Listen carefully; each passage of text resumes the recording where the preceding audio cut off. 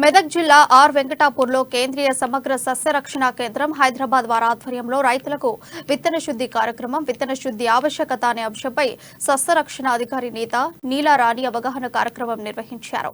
రైతులు సాగు చేస్తున్న పంట పొలాల దగ్గరికి వెళ్లి రైతులకు నాణ్యమైన విత్తనాలు విత్తుకుంటేనే మొక్క కూడా నాణ్యంగా ఉంటుందని అన్నారు.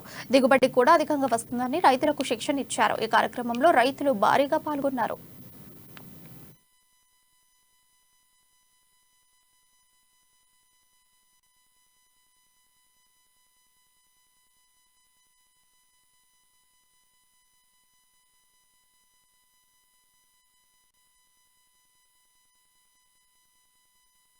సస్యరక్షణ అధికారిగా కేంద్రీయ సమగ్ర రక్షణ కేంద్రం జీడిమెట్లలో ఉంటుంది మా ఆఫీసు. సో ఆఫీస్లో వర్క్ చేస్తున్నాము. ఈరోజు రైతు క్షేత్ర పాఠశాలలో భాగంగా ఈరోజు ఏంటంటే రైతులకు ఈరోజు సీడ్ ట్రీట్మెంట్ అంటే విత్తన శుద్ధి కార్యక్రమం చేపట్టడం జరుగుతుంది.